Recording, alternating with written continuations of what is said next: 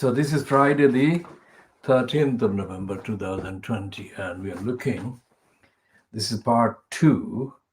The part one was short, but it showed the main front pages of Fleet Street papers today.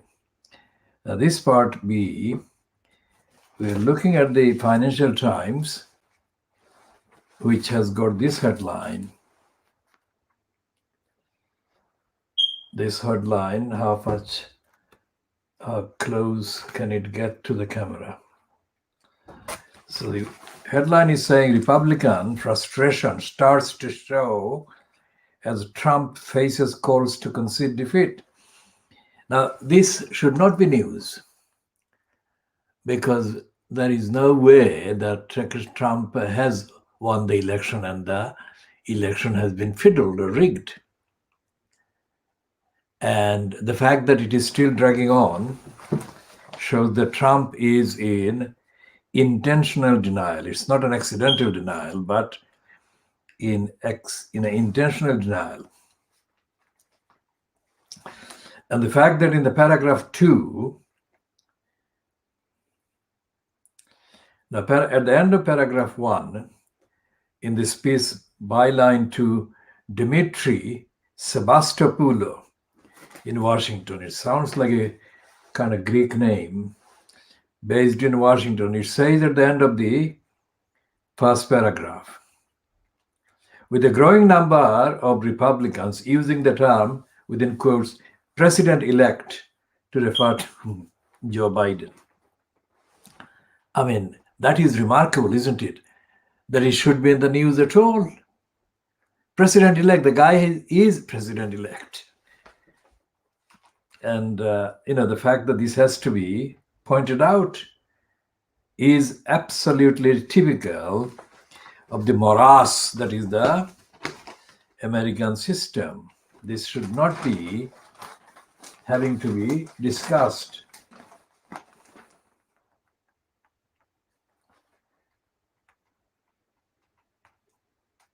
And Philip Stevens on the Financial Times is talking about the special relationship with the US has run out of time. He's saying that the open secret about London's cherished special relationship with Washington is that it is a great deal more special for the British than the Americans. Winston Churchill embellished the relationship with all manner of flummery, including shared ideals and values, a common language, and unique bonds of kith and kin. US presidents have taken an unsentimental view, always measuring the bargain against the national interest. As far back as the 1960s, an advisor to John F. Kennedy's White House pointed up the asymmetry. Whatever the view in London, Richard Neustadt observed, Washington saw the UK as a middle power, neither equal nor vassal, which history,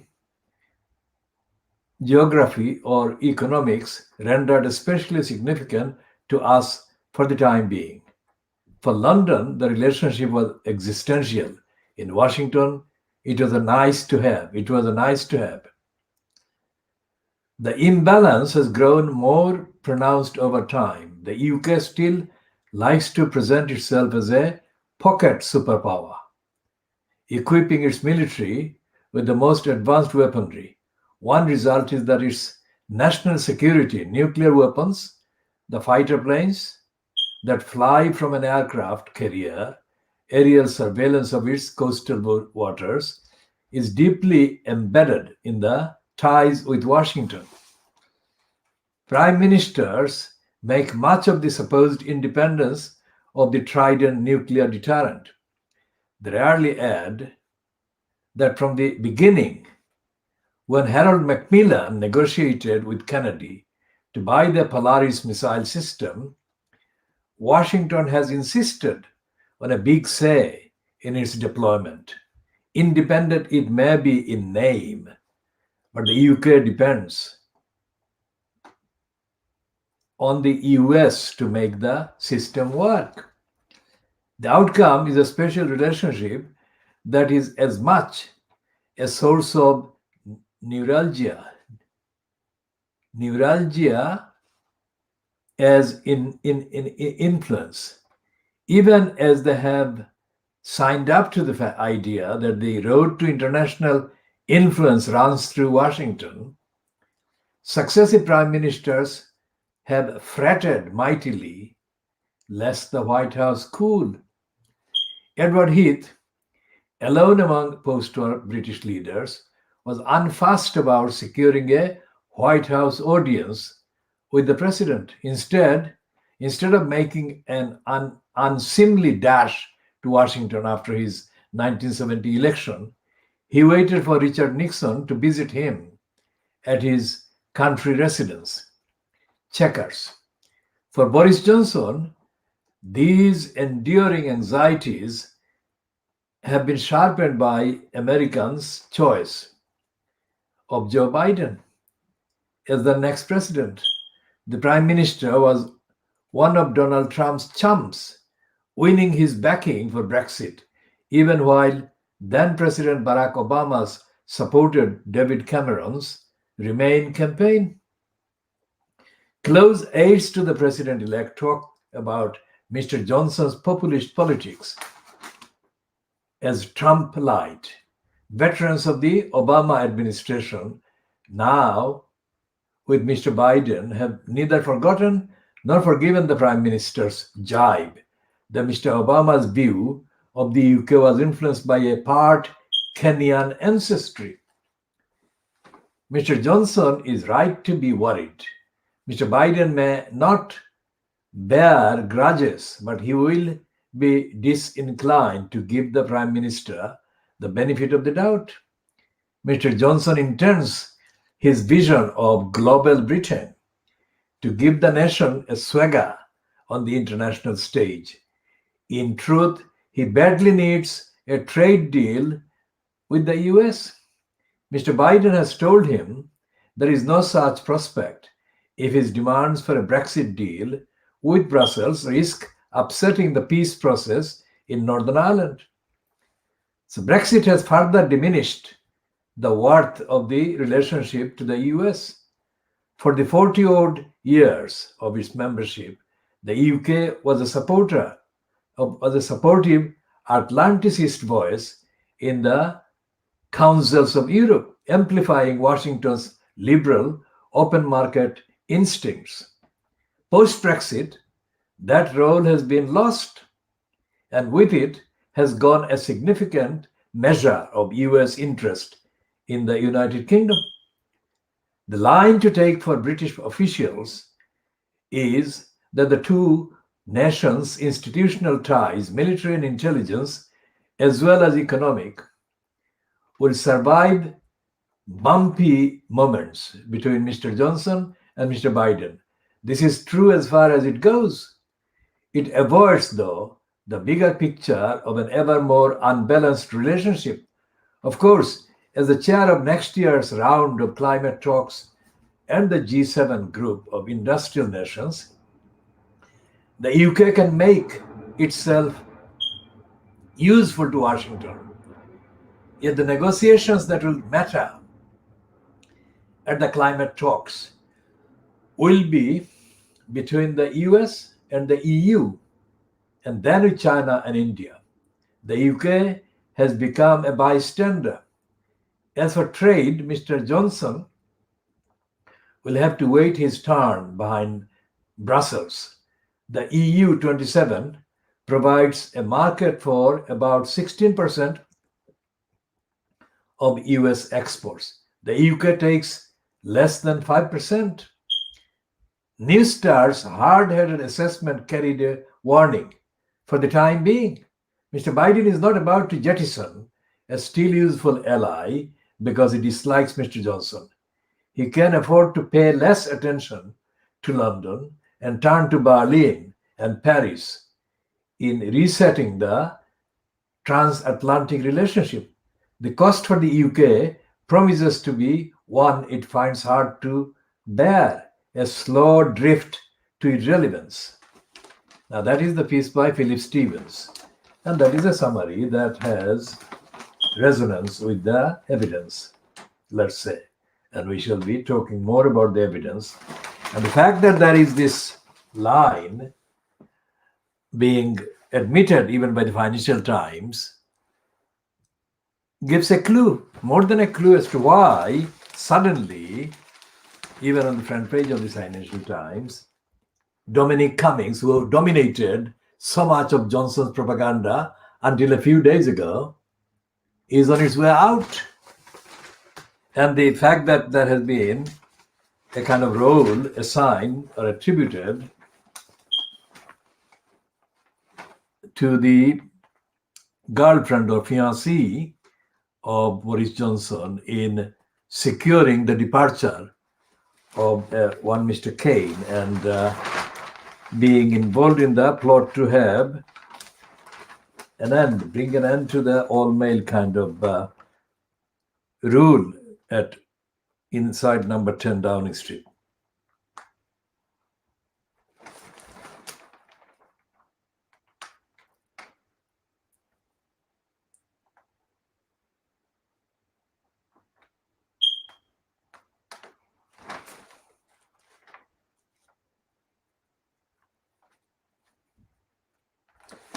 There is this letter in the Financial Times. The headline is,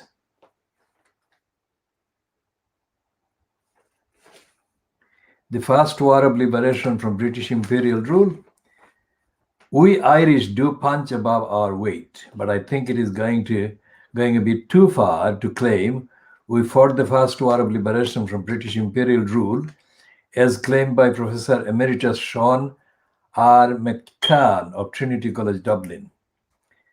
Letters, November 7. "Especially now, our brothers across the pond can do with credit being given where it is due. Their independence was won 138 years before ours." That is the War of Independence by the Americans. War of Independence from the British. Now, this is interesting timing, this whole reference to British imperialism and the credit being given to the Americans for the first War of Independence from British imperialism, while Trump is still kind of fiddling. And the Financial Times main editorial is warning against the UK kind of sinking, getting submerged in protectionism. And this is again an anti-Brexit kind of analysis. It says on in paragraph 3, "In the case of the UK, the pandemic as well as Brexit present an opportunity to set out a new regime. An overhaul has been long overdue. The 2002 Enterprise Act, the centerpiece of UK competition law, has not been fit for purpose for some time. In recent years, ministers have all too often resorted to a case-by-case approach to takeovers, getting involved in everything from steel to cars. The result has been a lack of consistency, often marked by attempts to extract binding commitments on jobs or technology from foreign owners at the 11th hour and all the rest of it." The point is that there is, this was just a matter of time. And this also again shows why Corbyn was intellectually completely dumb. Corbyn should have foreseen the possibility that the USA system was such that the regime in White House could change. It wasn't very difficult to foresee if he had the intelligence to foresee. And the fact that there have never been any real kind of closure as to the allegations against she what is his name? Seamus Milne. Seamus Milne is the man that dominated Corbyn's kind of inner circle for most of the years that Corbyn was in post as leader of the Labour Party. And Seamus Milne has been quite incoherently and quite incongruously and quite contradictorily accused of being a spy of the Soviet Union, or the kind of soft to the communists ideas. And that has meant that Seamus Milne has been compromised and has been unable to shake that image off. And Corbyn, because he's lacking in intellect, has failed to grasp it and to dispose of it. And so therefore, Corbyn and Seamus Milne have been compromised by also the crooks inside the Labour Party that wanted the racist element of Brexit to be promoted, which Corbyn allowed to be promoted.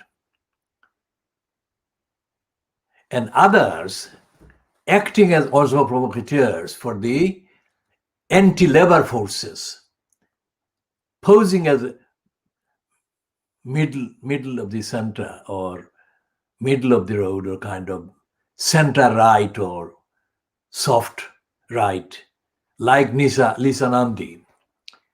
Lisa Nandi has been an agent of the right-wing coup against the Labour Party leadership.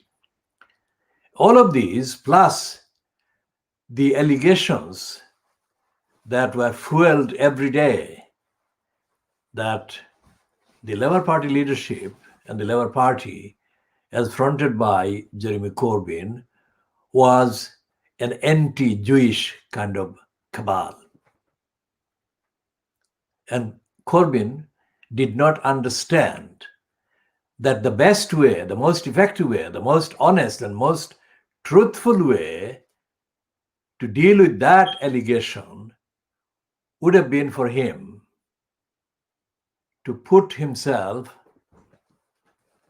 on the table up front as being totally, transparently, factually, evidentially, morally, ethically dedicated against racism of all kinds.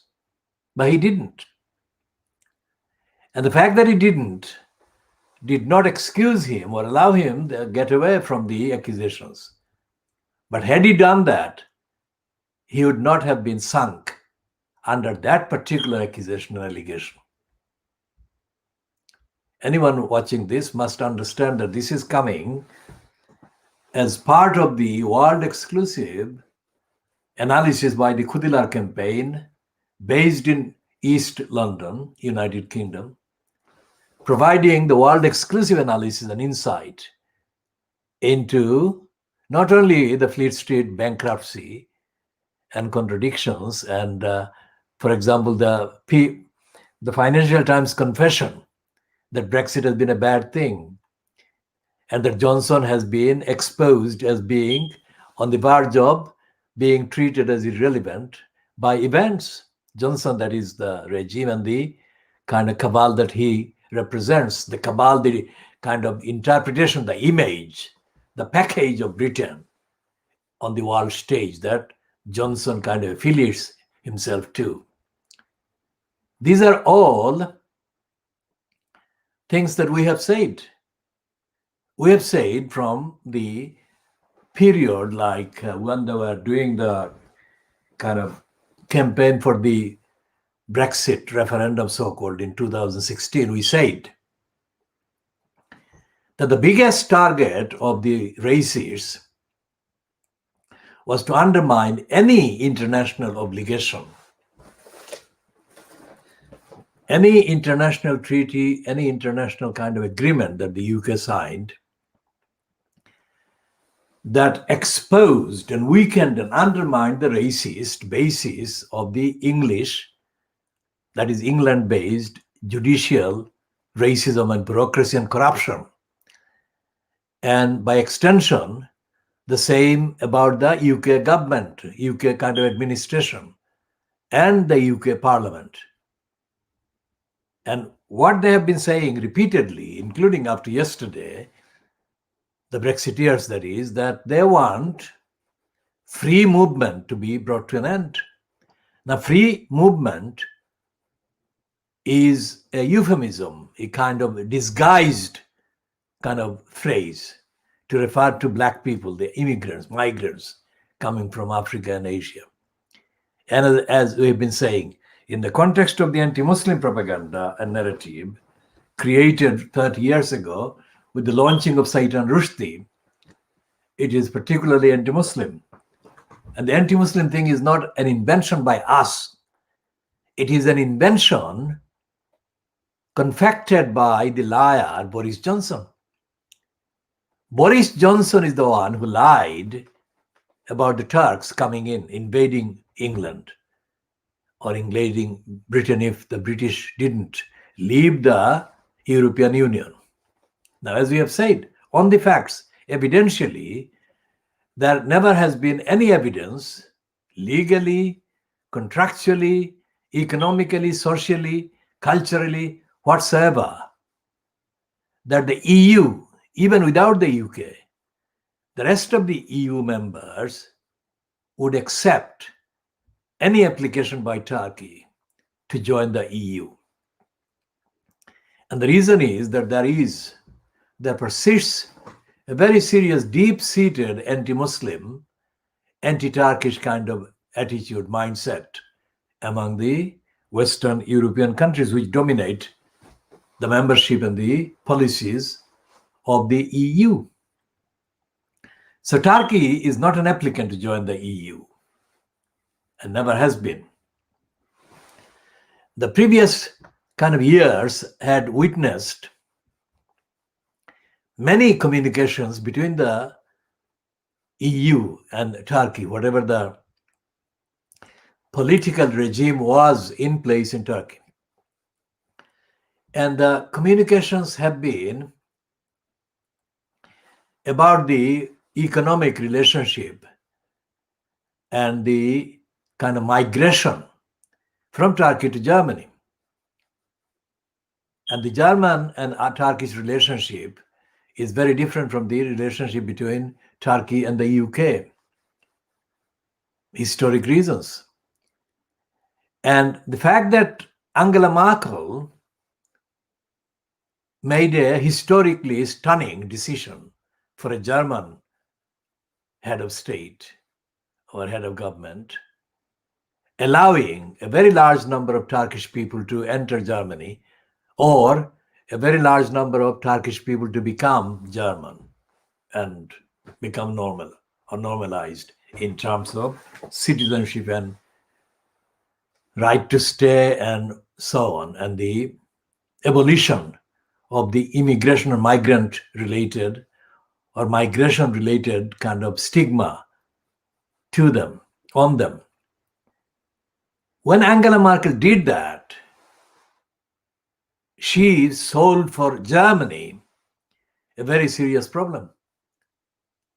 And the details are not necessarily relevant in this discussion because we have done the details many times, but essentially she diffused internally and internationally a very serious kind of political explosion.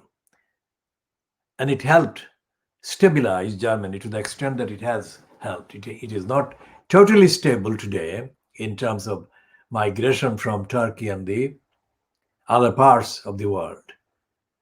But most of the explosive potential has been diffused by Angela Merkel.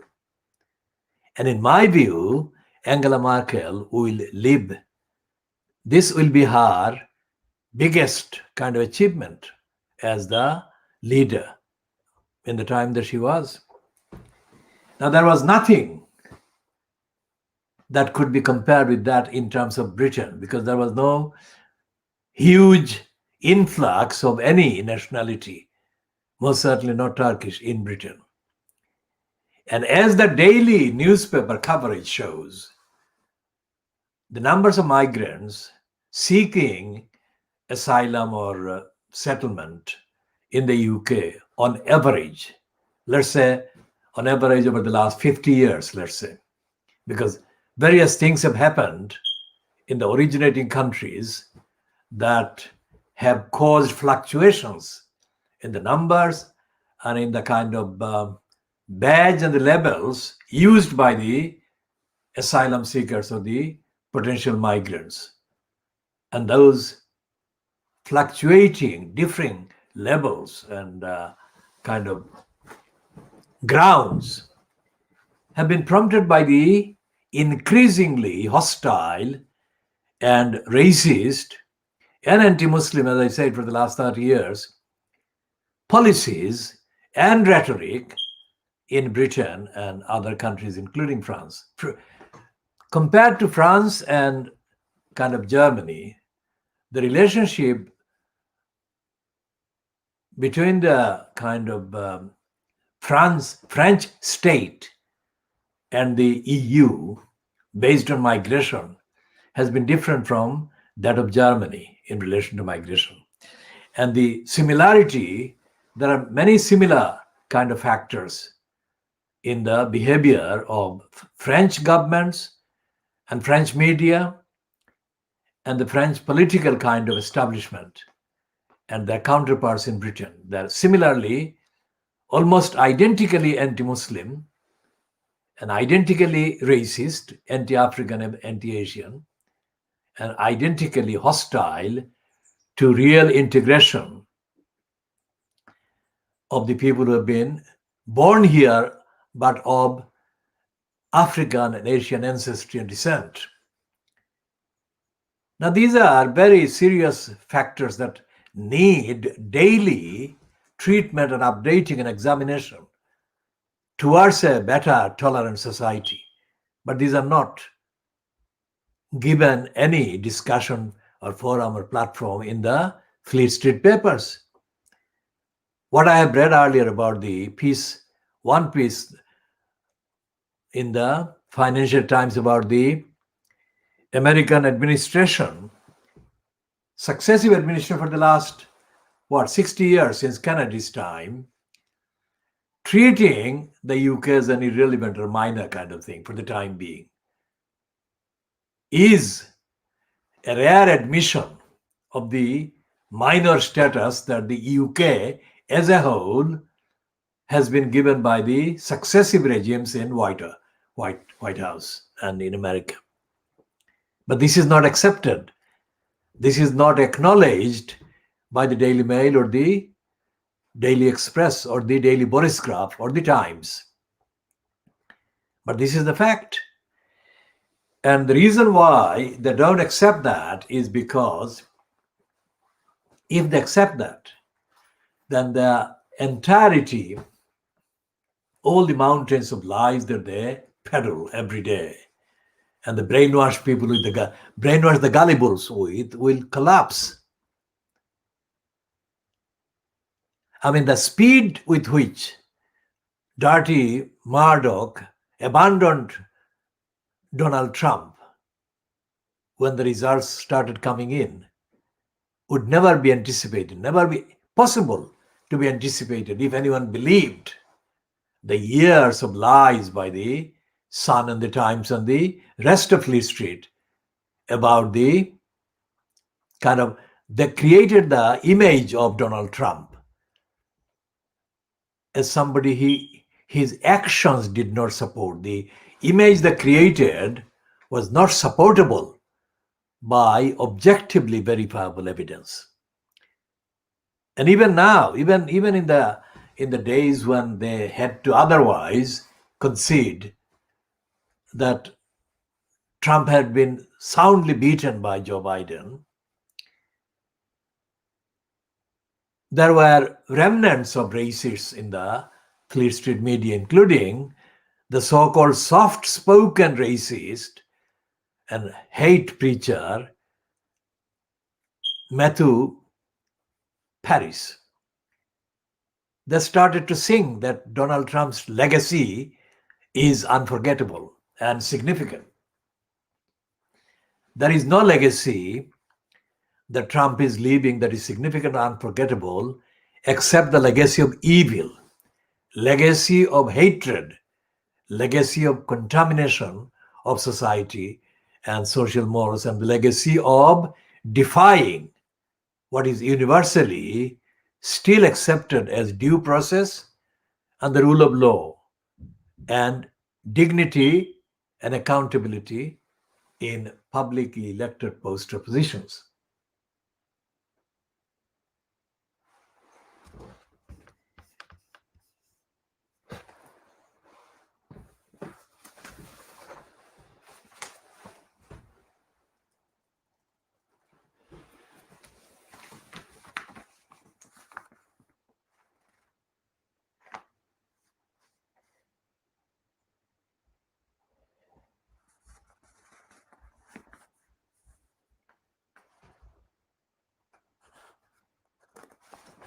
So this is the Daily Star, which is continuing their comic kind of characterization of the COVID-19 and pandemic kind of politics on the front page. And they're doing a kind of quite plausible mocking, taunting and teasing and ridiculing this Johnson kind of cabal fronter and the eugenicist, the man who believes in herd immunity and the massacre of the majority and the defiance of the law that applies to the others. So they put this mask on him as a telling kind of kick at him that he has been mocking the majority, have been abiding by the dictation that people should wear masks. And he has not been wearing masks.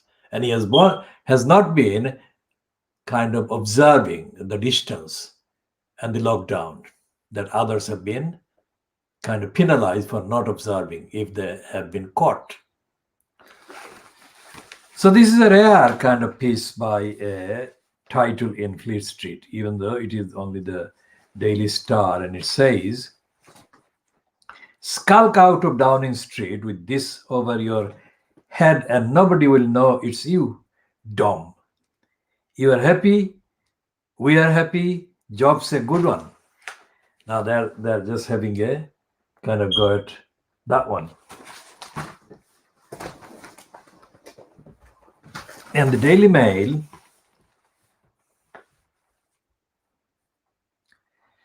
is talking about the Christmas, the liberation of what they're saying, the British Christmas or the English Christmas.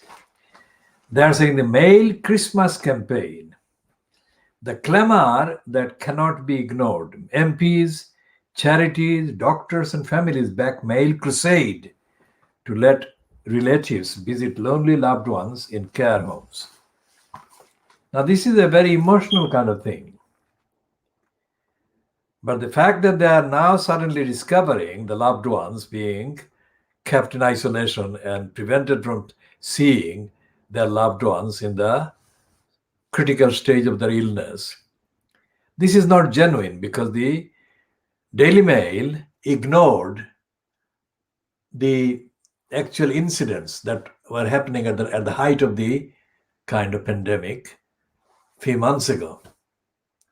So this is an emotional kind of hijacking of the emotionalism attached to the Christmas, and they're connecting the two, and they're making a case that they care about the people, and they're kind of claiming that all these people, charities, MPs, and others are backing them.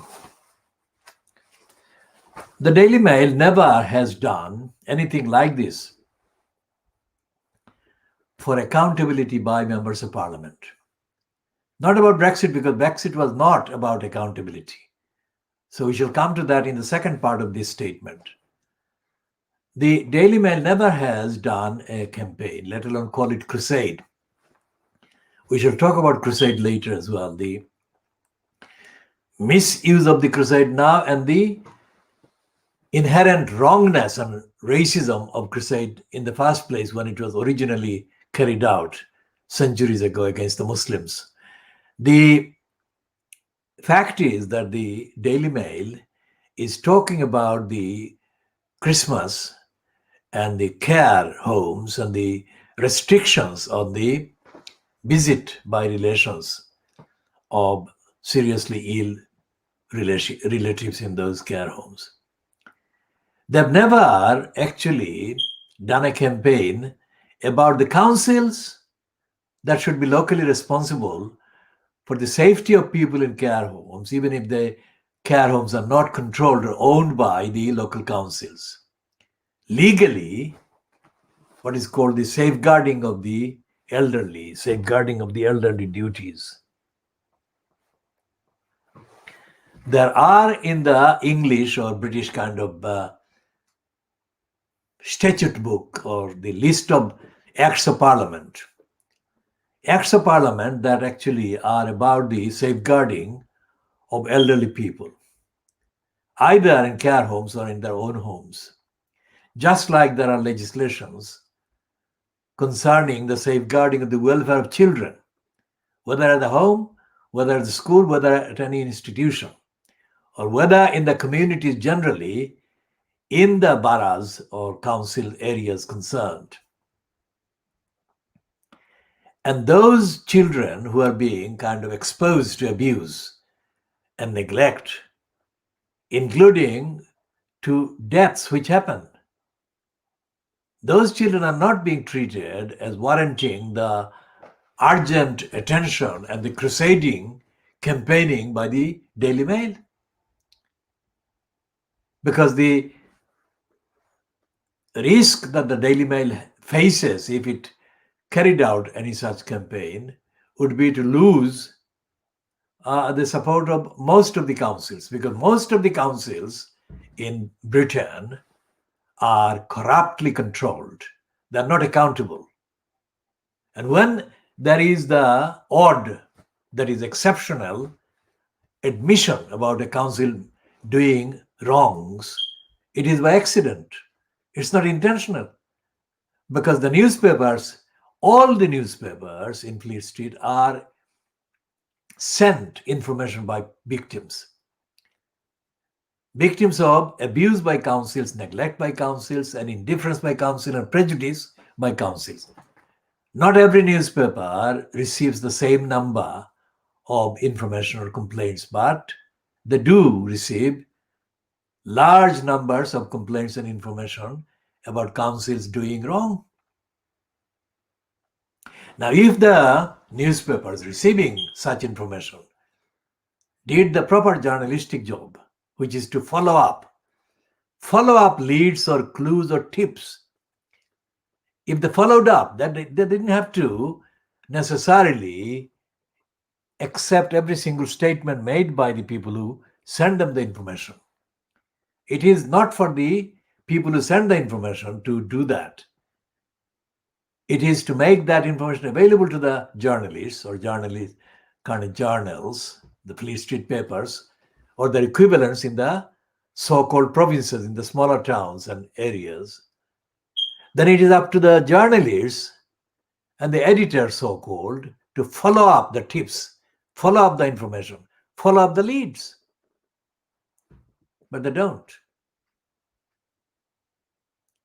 And it is something that we have first-hand and recurring experience of. In the case of the East London area, covered by, let's say, the Archant, A-R-C-H-A-N-T, Archant -owned or controlled print titles called the Newham Recorder in Newham and Docklands and Tower Hamlets Advertiser, or the similar ones in the other East London or Northeast London areas where the Archant company still controls the local titles, most of them. They don't publish anything critical about any of the local councils. They don't.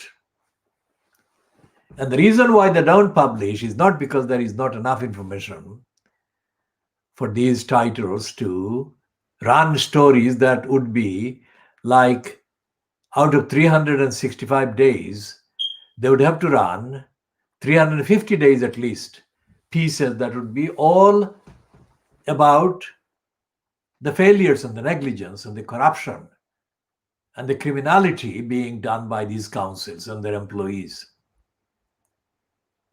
If that were to be the case, these papers would not have any support from any of the councils, would they? So when they are saying, on the one line thing they're now saying, the Newham Recorder, the East London Idiotizer, that these titles, so-called, they're sinking in terms of the circulation of the membership, but still they are in circulation, let's say. So whatever the number of people kind of following them, they are still afloat. And that's trying to kind of raise funds for these titles. It's part of the commercial policy of the crooks at Archan to control them. And let's say words to the effect that if you value what we have been doing, and if the information you have read or whatever is of use to you, then contribute something to us. They say that we have been, for a long time, or various lengths of time, they say, serving your community, our community, with news and journalism. If you value that, give us some money. Now that's fine as a general statement. But what have they been doing in the journalism? The journalism about the things that matter make a difference between right and wrong for the victims of the corrupt councils and the criminally behaving councils and the negligent council and the prejudiced council and the crooked council. What about that? There is no evidence because online, the Archant actually blocks critical comments. And especially it blocks critical comments coming from identifiable sources of criticism. Because they know that once the identifiable sources of criticism of the local council is given space and is allowed online or allowed on the paper, which is even less frequently allowed, then the case would be stronger against the council. And that will show that the paper is playing a role against the council. And they don't want to do that. So extrapolate that into the role of the centrally kind of published UK nationals, which is how the BBC kind of calls Fleet Street's corrupt titles.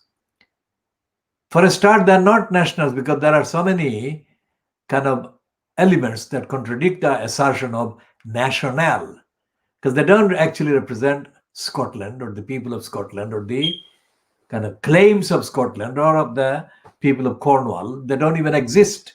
Cornwall isn't even acknowledged as existing by the Fleet Street papers that are edited by liars, written by liars and deniers. And Wales is absolutely marginalized. And Northern Ireland is treated with contempt. Whatever the kind of internal kind of differences among the people in Northern Ireland, so-called, essentially there is this acceptance based on common kind of factors that London, England, treats the Northern Ireland people with contempt, suspicion, disrespect, negligence, and so on. So the Daily Mail is making a pretense of Haque kind of claim about the fact that it concerned about the loved ones being in care homes, being allowed to be visited by their loved ones. Now, here in the Daily Mail with the Australian woman, Amanda Platel, who is one of the most racist women in journalism ever. I mean, she's She is absolutely toxic, Amanda Platel. And there is a kind of rivalry between her toxicity and the toxicity emitted by the wife of Michael Gove, who is Sarah Bain, whom correctly many call Sarah Bain. Now, this is the piece that she has written, or has been put with her byline, if you like, by the Daily Mail, calling Boris Johnson fiancée or current girlfriend as the woman feared. Now, why have they suddenly invented her? It is absolute lie. It's not her power at all. It's Johnson needs her to appear in order to save him from being sunk and submerged in the depth of stupidity that he actually dug for himself by lying about Brexit. So he has prodded her up front forward, and suddenly, within 24 hours, she is the woman feared in number 10 Downing Street. That's a complete lie.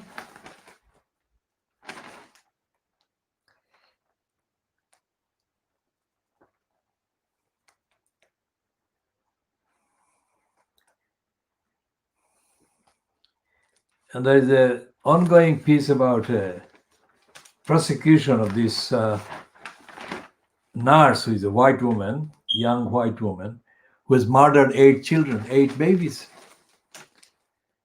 That is so atrocious that we cannot even bear to go into the details, which we shall not. And the Daily Mail on 2 pages, 6 and 7, running a double spread about doctors saying that family visits can save lives. Now, how dare they? I mean, when did they discover that? When they imposed a ban on members of the family visiting their relations, what evidence did they have for that?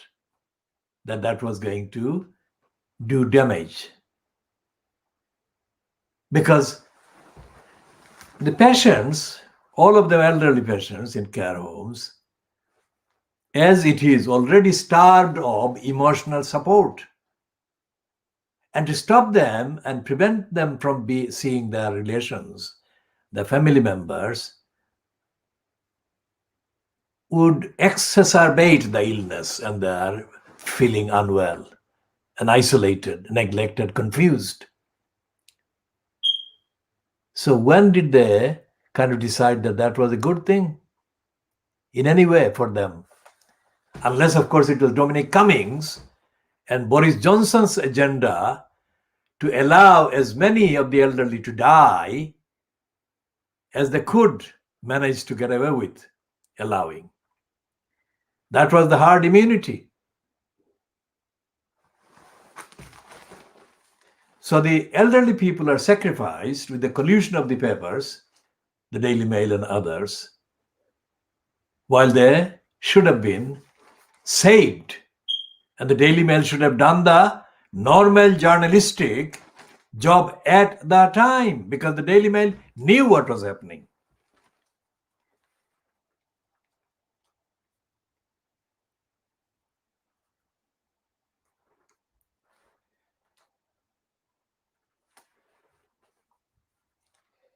And it says about a story about a couple.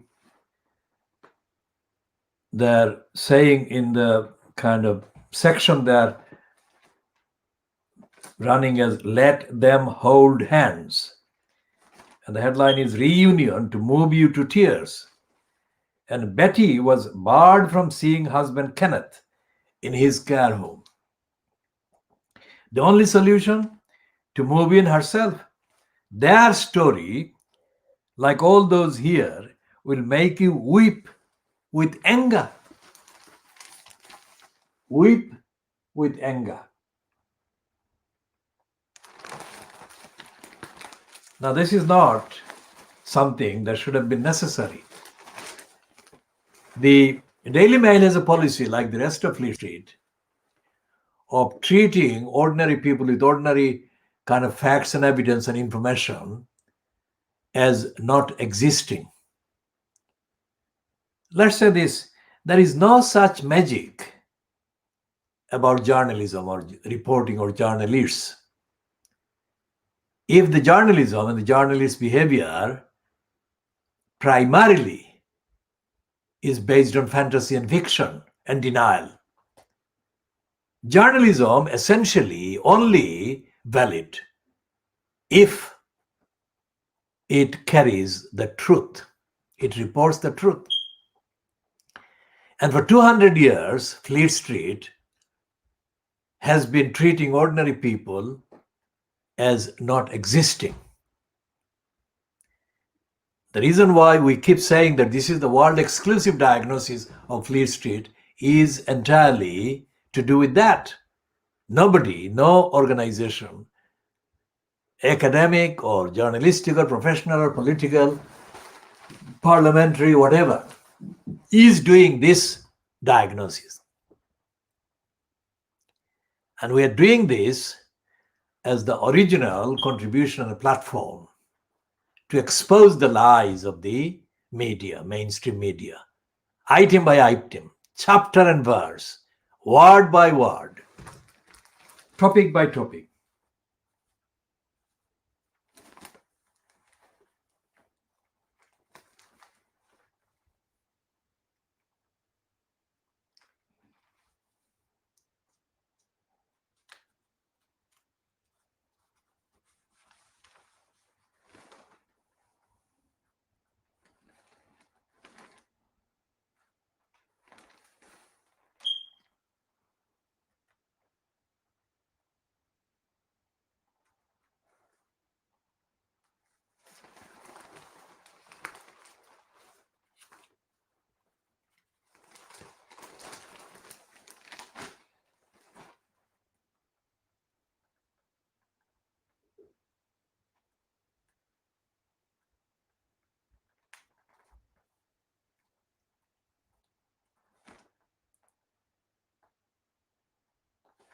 Now, here is another admission by the Daily Mail, which should have been running this every week, this kind of story.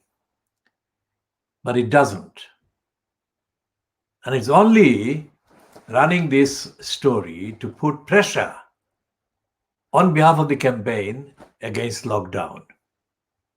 That's a battle, that's an internal battle among the conservatives and the right-wingers. It says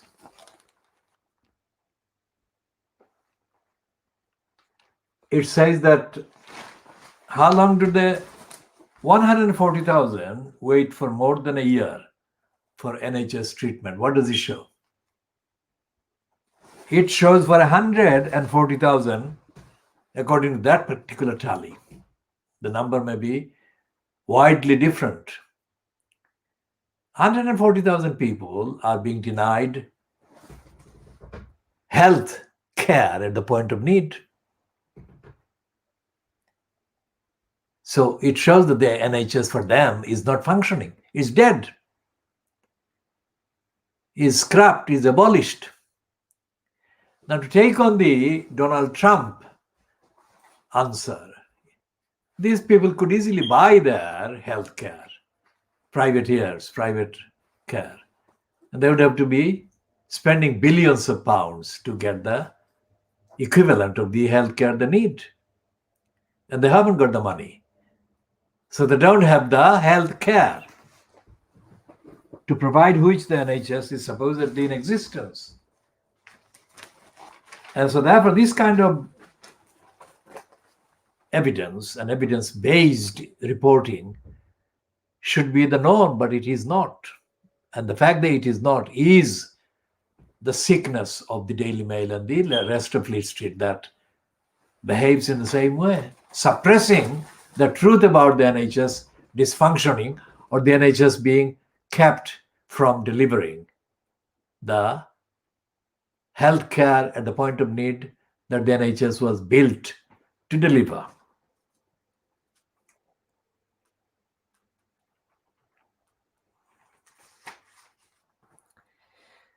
And Amanda Patel piece on page 15 says, a woman feared.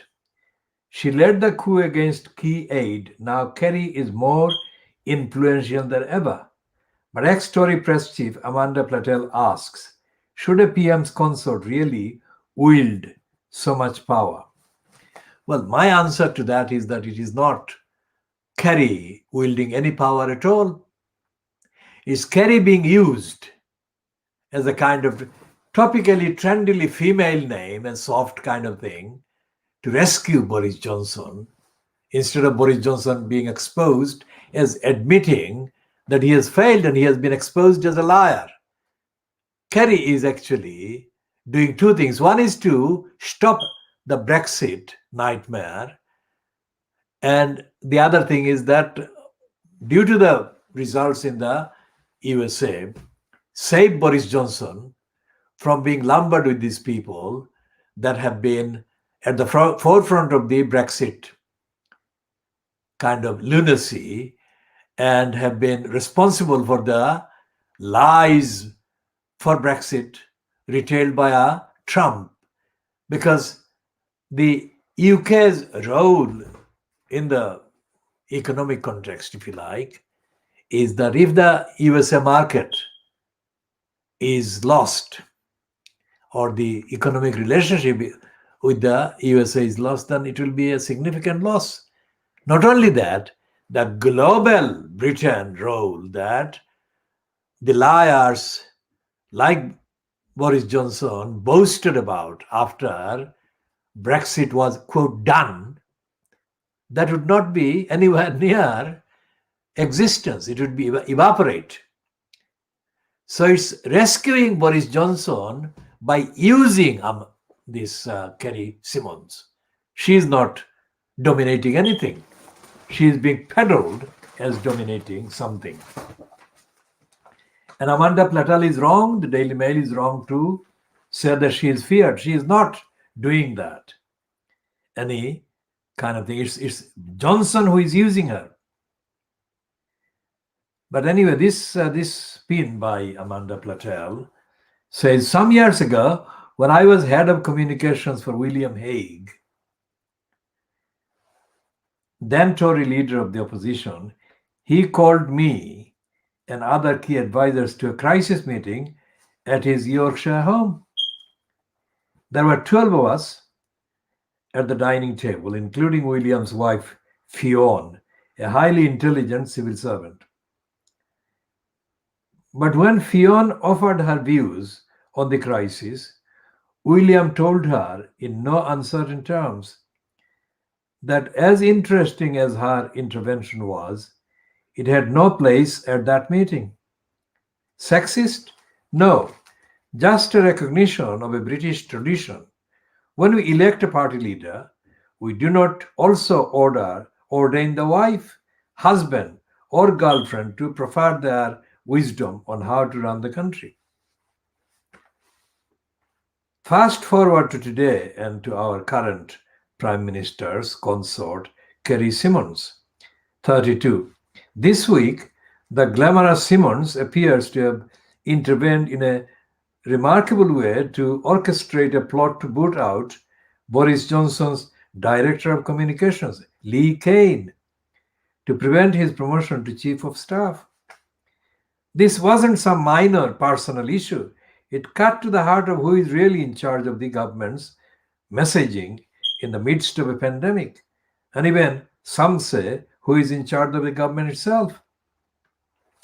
Now, by many accounts, Kane divided opinion. A former Red top journalist is described as a wheeler dealer who, along with his mentor, the Prime Minister's chief advisor, Dominic Cummings, could at times cast a malign influence over number 10, even presuming at times to dictate to the boss. But even if Kerry was on the right side of the argument over Kane, she shouldn't have been having the argument to start with. Put simply, this was a power grab led by Kerry with the help of three formidable female accomplices. The first is former Guardian journalist Allegra Stratton, newly appointed to head Boris's US-style daily press briefings due in January. It's reported that Stratton wouldn't work with Kane and wanted to report directly to the Prime Minister. Second, Home Secretary Priti Patel, who has long been suspicious of Kane's close bond with the Machiavellian Cummings.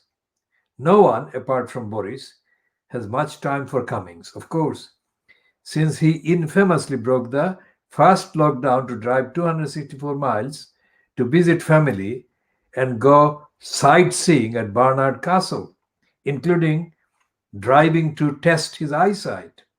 Finally, the hitherto little known but highly respected Munira Mirza, head of the Downing Street Policy Unit, who also apparently had her misgivings about Kane. This group of women taking back control, call it girl power, call it what you really, really want, but don't call it democracy. For make no mistake, Boris's determined fiancé is the lead suspect in this main coup at the heart of government. And in light of this, we are entitled to ask, who is Carrie Simons really? What right does she have to determine the direction of policy behind the black door of number 10? And how, despite being unelected, has she become the most powerful woman in politics today, and possibly the most influential prime ministerial companion in history? Officially, Kerry has a job as a senior advisor at Oceania, a not-for-profit organization that protects the oceans. Oceana extols her qualification as a graduate of the University of Warwick, where she received first-class honors, and her passion for protecting the oceans and marine life. The honors is spelled in an American way, Honors, to which Amanda Platel puts the SIC in brackets after that. So this is the kind of take by the Daily Mail's Amanda Platel, but it is not true, because it is Boris Johnson who has initiated the whole thing. And there is a piece, 2-page spread on the Daily Mail about the follow-up to their coverage of Martin Bashir and his lies to Diana's brother Charles Spencer. It says that Bashir said to quit BBC. Row over Panorama interview is tragic way to retire, he admits to colleagues. And this is not the whole truth, but that is the headline the Daily Mail is running in the piece about Martin Bashir. And we shall be continuing our narrative about and our commentary on our examination of the lies perpetrated by the BBC every day, and the BBC's culture of lying and racism and denial and confection and obstructions and suppression of the truth.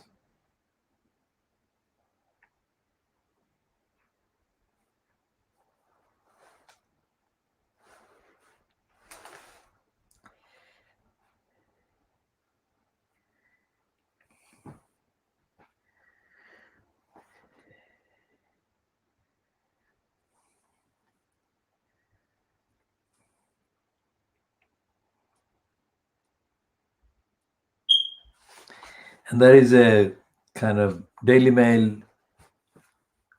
gossip expressing ooze and sorrow for Brenda's son Charles.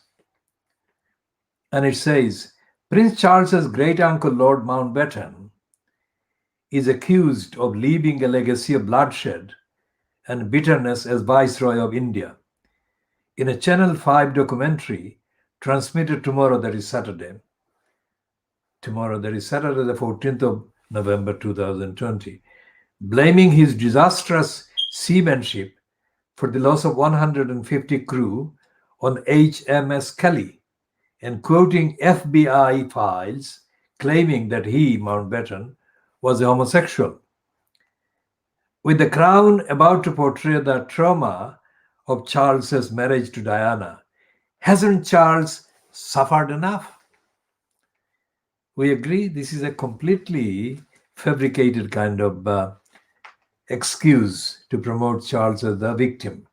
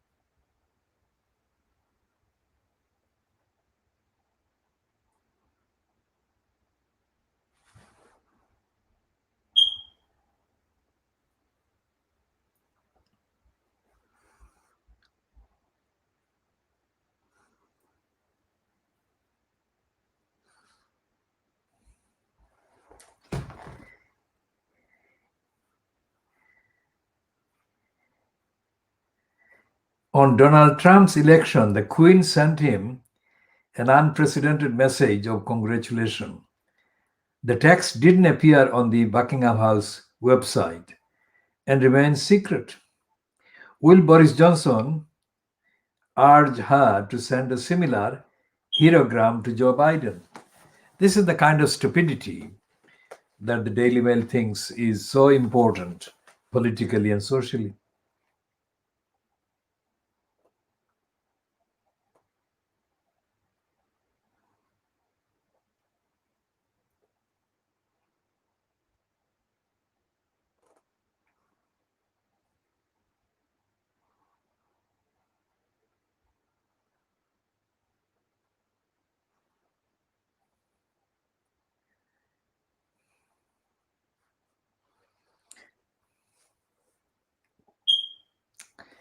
And here is a small one in that column about Andrew Neil actually telling this Lee Cain, who has just been the subject of the Downing Street power struggle, etc. Andrew Neil sheds no tears at the departure of Downing Street's Director of Communications, Lee Cain. Neil tweeted, "Can't recall ever meeting you, but you were the one who kept stringing us along during the 2019 campaign, saying Boris Johnson really wanted to do a BBC interview with me." Me meaning Andrew Neil. And Neil goes on, "It was just a matter of logistics. Bullshit, wasn't it?" says Andrew Neil. "But I guess doing your master's bidding."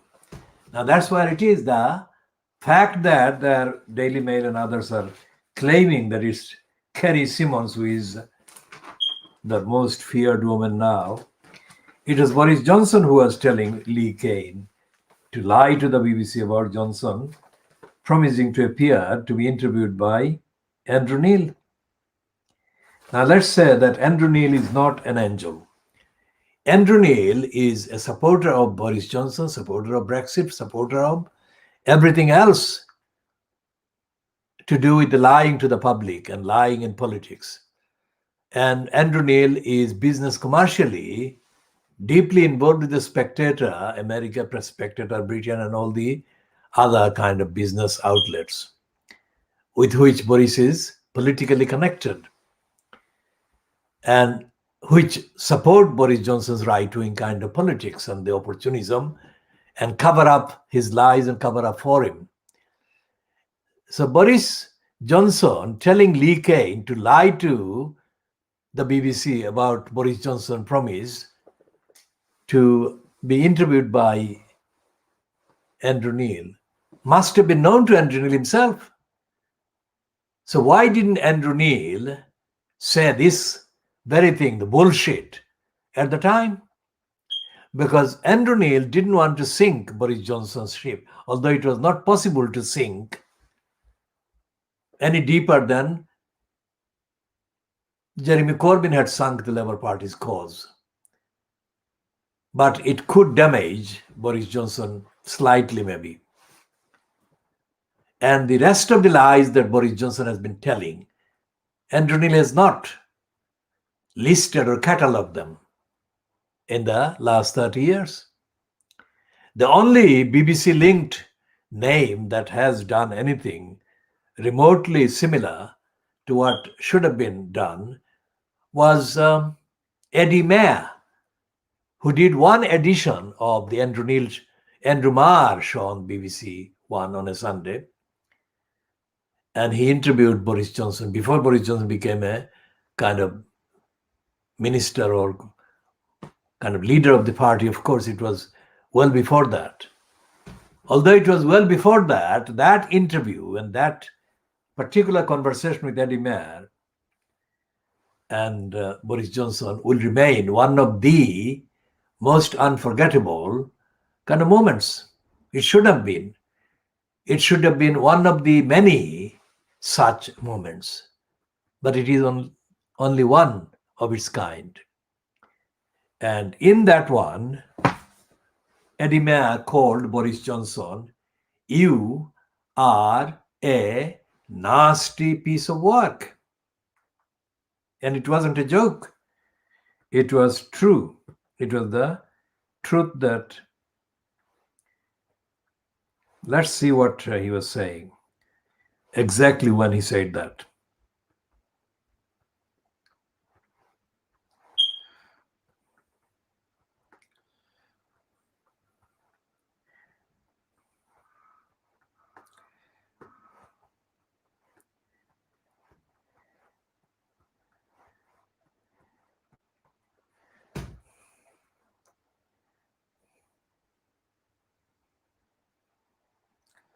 So that was some years ago. It was 3 years before the Brexit even. It was, according to The Guardian, it was in March 2013.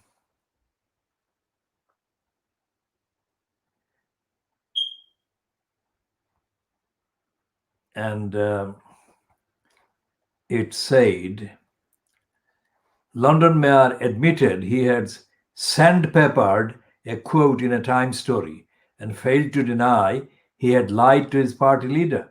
Now that is, 2013 was still, Boris Johnson was in post at the expense of London as the Mayor of London. And this piece by Patrick Winter, political editor, was online on Sunday, the 24th of March 2013, 18:23 GMT. And it reads, "It must have seemed a good idea at the time. A 15-minute light grilling on the morning BBC sofa with whichever stand-in presenter the corporation had dashed up to fill the void left by Andrew Marr, still recovering from a stroke.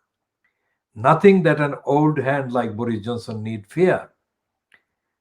Tussle the hair a little, some self-deprecation, and a bit of a plug for the BBC TV documentary on Monday to remind the Tory backbenchers that if the ball ever popped out of the scrum, he would be on hand to take it almost accidentally over the line.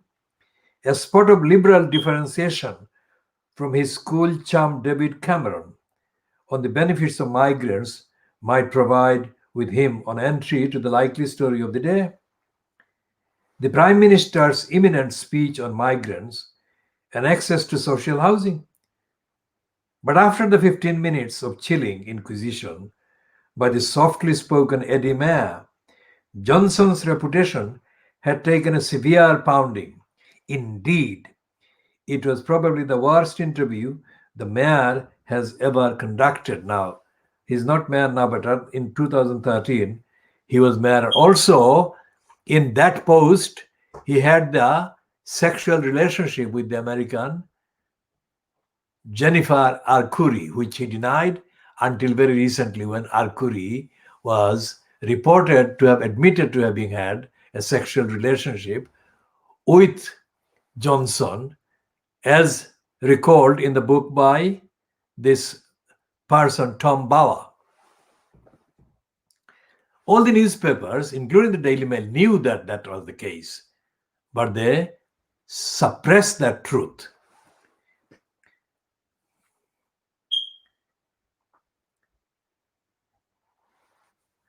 After the opening exchanges, this Patrick Winter is talking about the interview on BBC Andrew Marr show, interview by Eddie Mayer of Boris Johnson. After the opening exchanges, good morning, how are you? Very, very good, thank you. Johnson went downhill at an alarming pace until by the interview's close, admitting he had sandpapered quotes as a Times journalist, failing to deny he lied to the party leader at the time, Michael Howard, about an extramarital affair, and conceding that he, Johnson, had humored an old friend when he asked for a phone number in the knowledge that the friend intended to beat up the owner of it. Now, the word humored that has been used by Patrick Winter is evidence of Patrick Winter's own dishonesty, which we shall elaborate on at a later time or in due course. By the interview's close, "You are a nasty piece of work, aren't you?" was one of Mayer's more generous reflections on Johnson's integrity. Doubtless, Johnson had been lulled into a false sense of security by the opening minutes, in which he was able to hint without providing incontrovertible proof that he thought Cameron was misunderstanding the importance of migrants to the London economy. So that shows that Johnson can be a liar on a huge scale. He didn't think that in the years to the referendum for Brexit, he said the opposite during the Brexit thing. In fact, he capitalized on the fear of migrants in order to get the Brexit referendum quote done.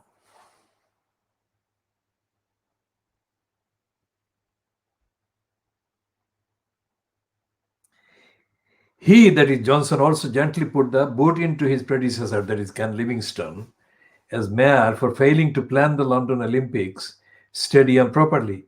He came across as the charming, talented politician that he is.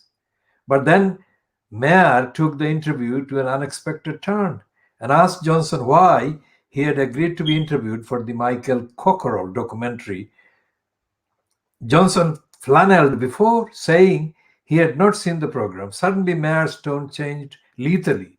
"But this happened in your life, so you know about this. The Times let you go after you made up a quote. Why did you make up a quote?" It's impossible to describe the menacing politeness of tone in which Mayer specializes, or his ability to pause mid-sentence to maximize the impact. Johnson asked plaintively, "Are you sure your viewers wouldn't want to hear more about housing in London?" It was, he added, a long and lamentable story, to which Mayer replied, "Okay, but you made up a quote." "You made a quote up," Johnson was cornered. "Well, what happened was that I ascribed events that were supposed to have taken place before the death of Piers Gaveston to events that actually took place after the death of Piers Gaveston," he added. "Yes, you made something up," Mayer replied. Johnson said, "Well, I mean, I mildly sandpapered something somebody said.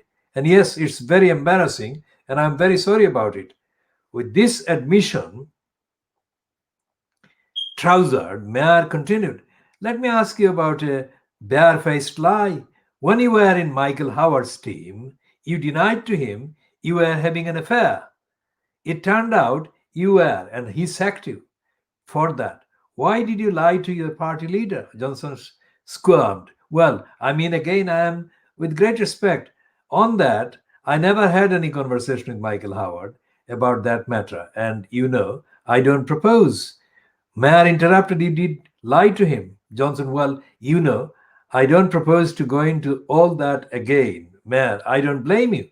Johnson, No, well, why should I? I have been through, that question a lot with the, well, watch the documentary. Why don't we talk about something else? Unfortunately for Johnson, Mayer was willing to change the subject.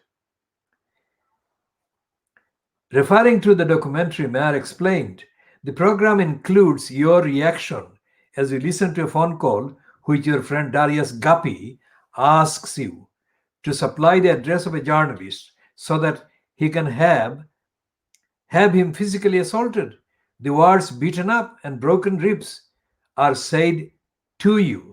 Johnson replied after snorting about an old story being dragged up. Yes, it was certainly true that he was in a bit of a state, and I did humor him in a long phone conversation from which absolutely nothing eventuated.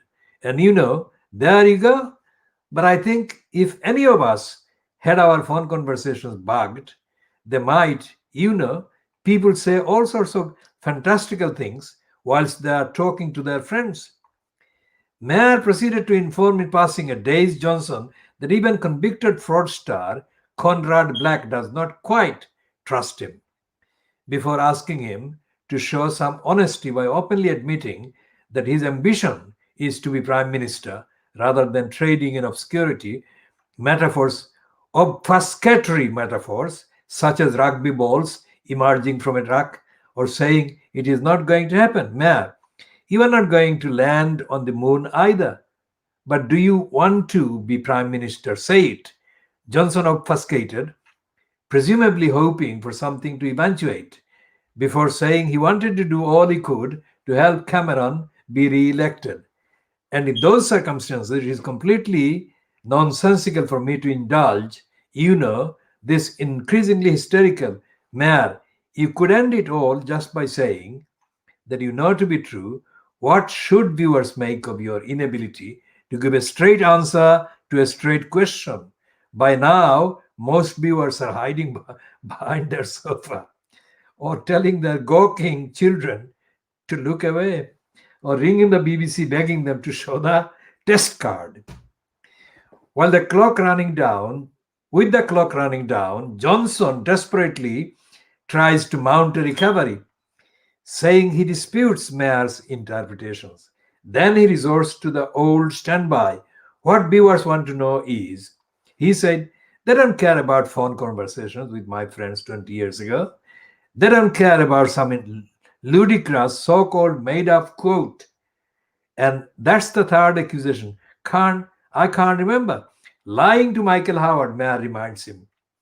Before Johnson finally collapses in a heap, his lights, pannier bag, and reputation strewn across the bicycle lane. Now that's Patrick Winter in The Guardian, 24th of March, I think, 2013. And that's Sunday, the 24th of March.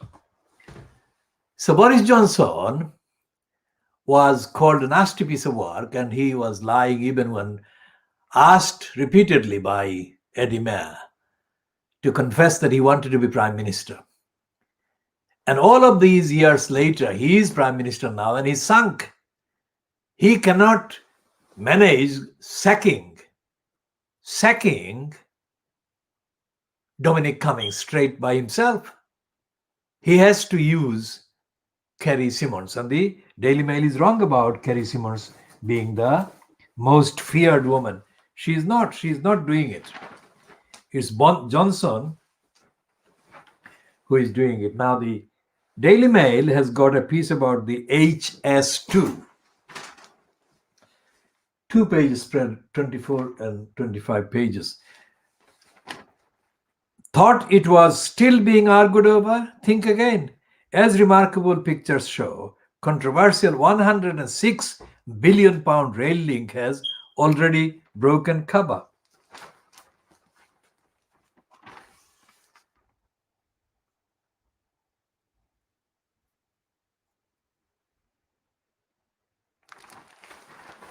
And there is a piece about the House of Commons barring MPs suffering from cancer from taking part in a debate on cancer.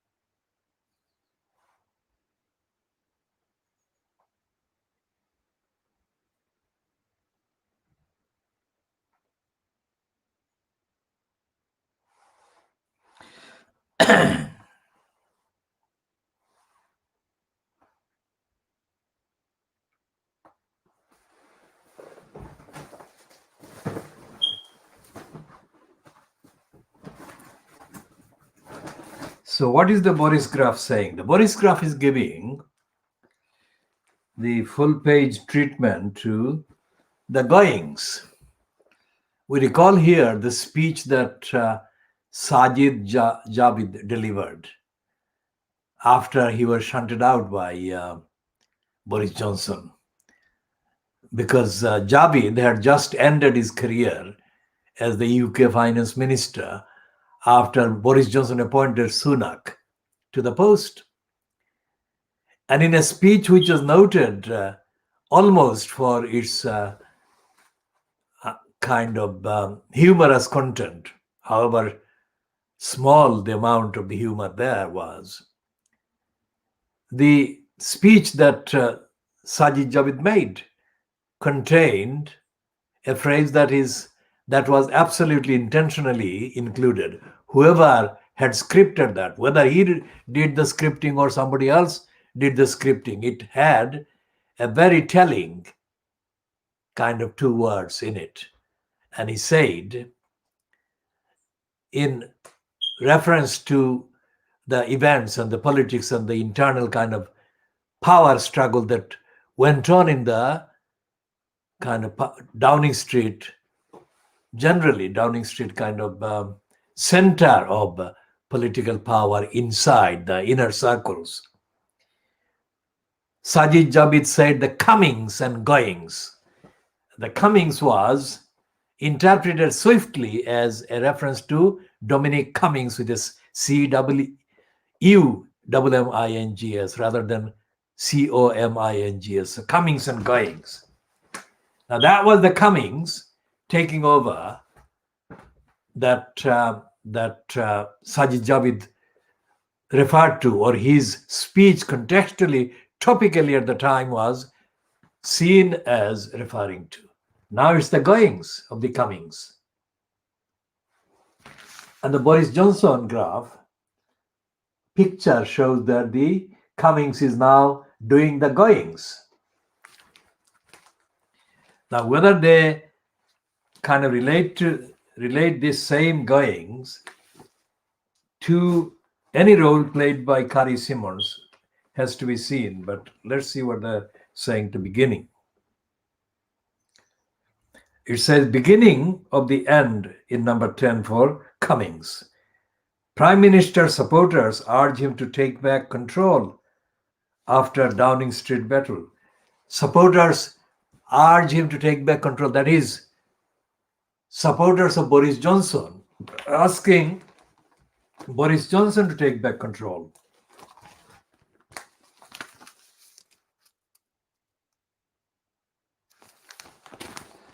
And they're saying that Cummings was back in number 10 Downing Street yesterday after allegedly threatening to walk out if Lee Kane was allowed to resign.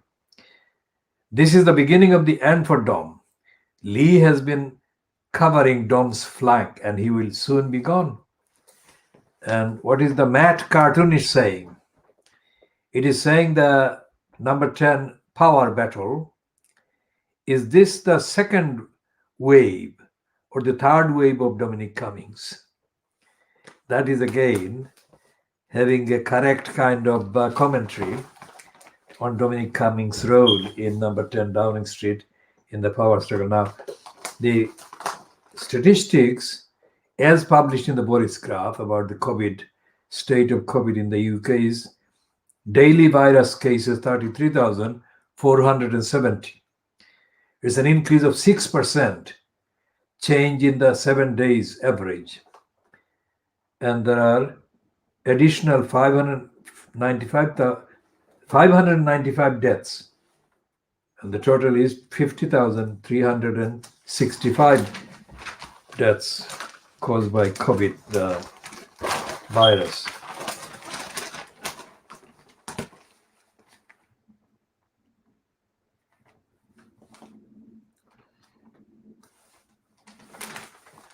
And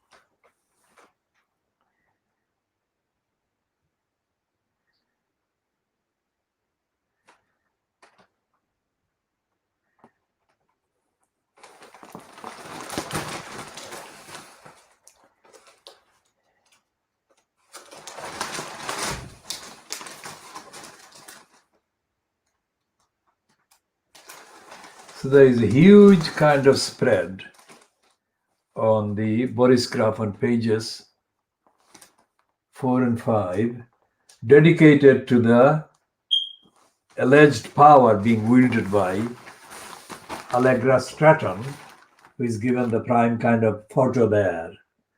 And the others are this a huge 2-page spread on a paper of this size.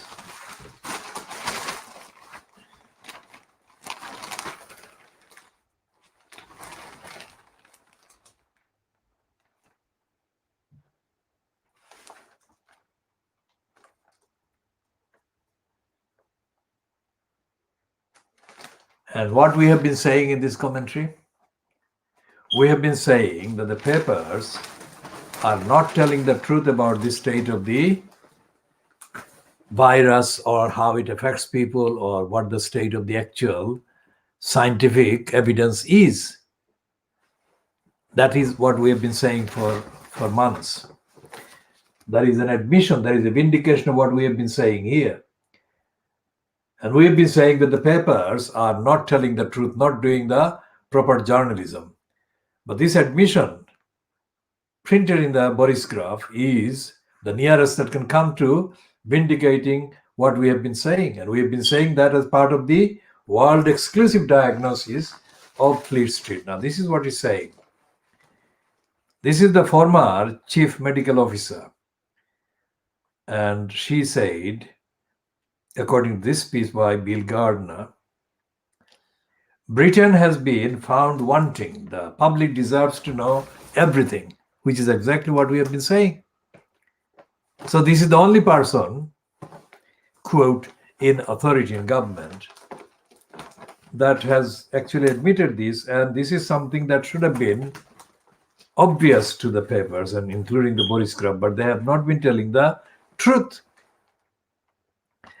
When Dame Sally Davis stepped down as chief medical officer last September, she felt she had done a pretty good job.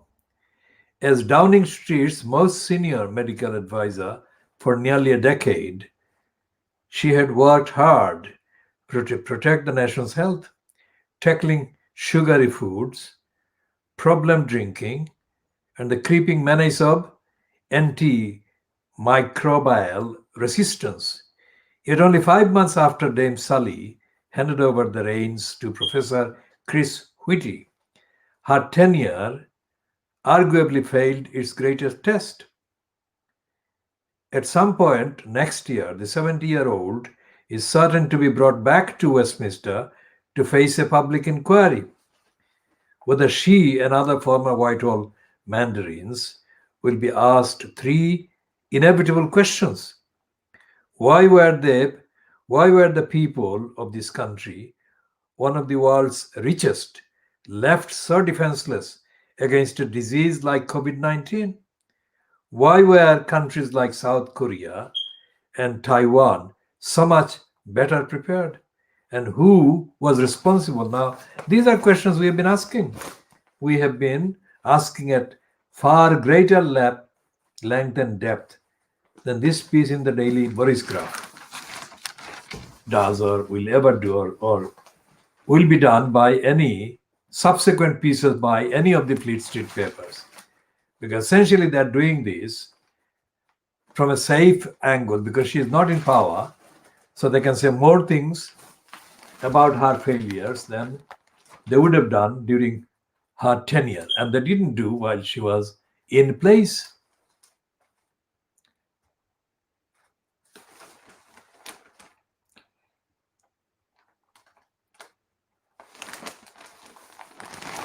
And there is a piece in the Boris graph saying the third of fresh food contains a harmful cocktail of pesticides.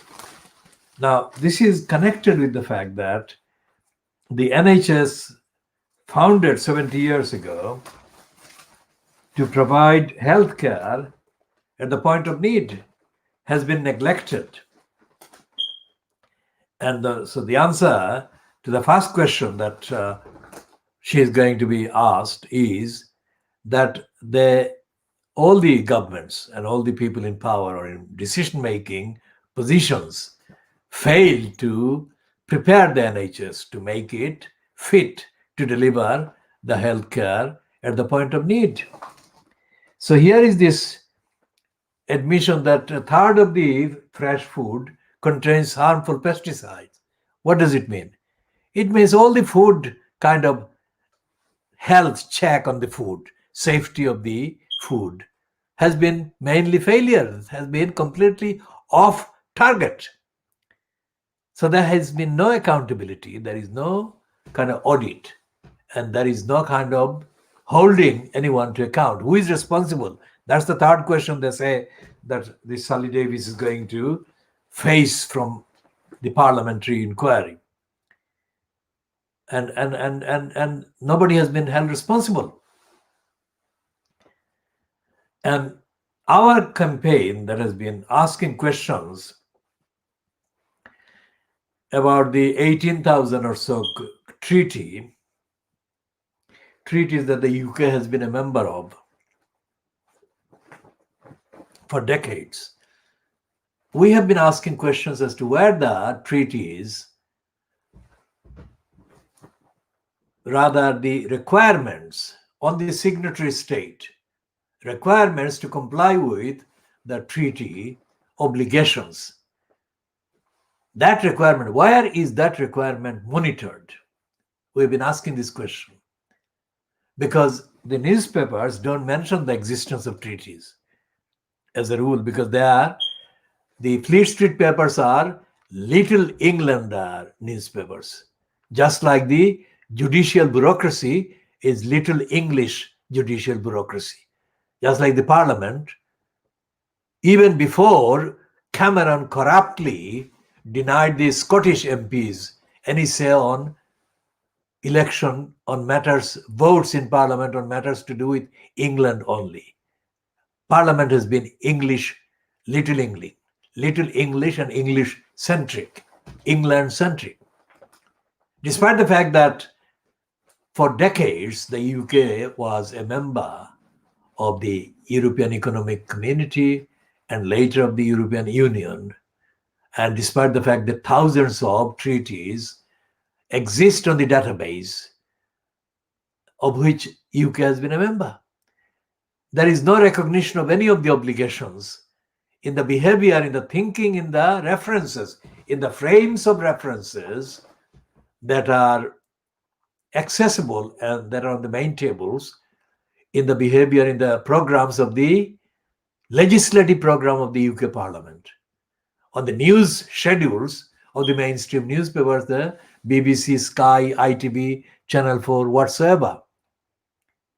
And therefore, there is no recognition of these treaties, although officially or formally on the record, the UK remains an actively signed up members to literally thousands of agreements, declarations, charters, conventions. So this week we updated our queries and we communicated to the House of Commons Inquiry Office our campaign. And they had no clue. They said that they were about the work of Parliament and what goes on in Parliament, but they were not part of the government. It was the government which would have the answers. And they gave us a kind of email contact, which we contacted. And the answer to that email contact question that we sent to the email address, the answer only confirmed the fact that they had no clue and they didn't have any care about the kind of treaties and the obligations. So it's a complete charade and it's a complete open lying kind of role by the UK on every single international treaty obligation.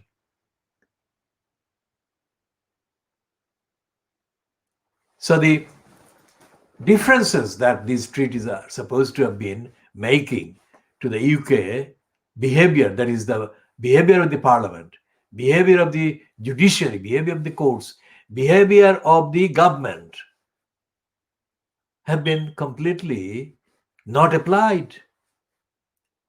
And it doesn't make any difference whether the government has been of the conservative kind of orientation and color or of the Labour orientation or color. So there has been no argument, there has been no kind of pressure, there has been most certainly no campaign by any of the establishment to make these treaties relevant to the UK's kind of conduct, and the UK being required to explain what it was doing in relation to each of the requirements that it was obliged to apply. Now that absence of application applies to the UK central government, as well as the UK regional government, as well as the central government departments, as well as the behavior, attitude, and utterances of the UK Prime Minister, Foreign Minister, and UK ministers generally. And that same thing applies to the local councils, regardless of what particular party or so-called partisan orientation these councils are controlled by. In other words, the fact that the UK is one of the most kind of racist and hostile member countries of the United Nations, obstructing the implementation of the United Nations supported Convention for Migrants' Rights.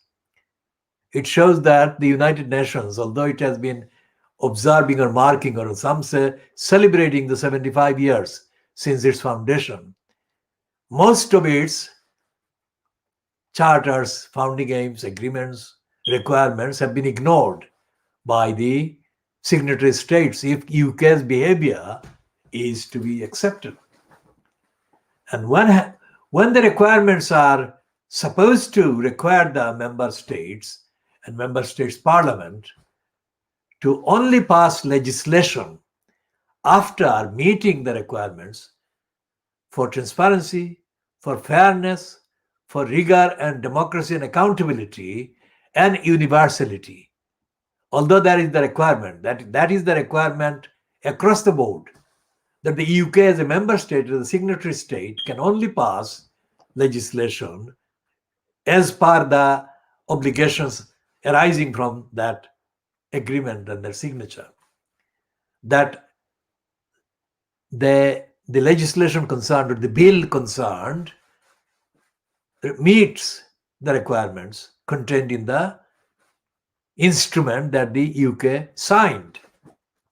Now, repeat over thousands of times, according to the number of treaties and charters and declarations and conventions, you can see that the UK has been breaching every day thousands of requirements and obligations,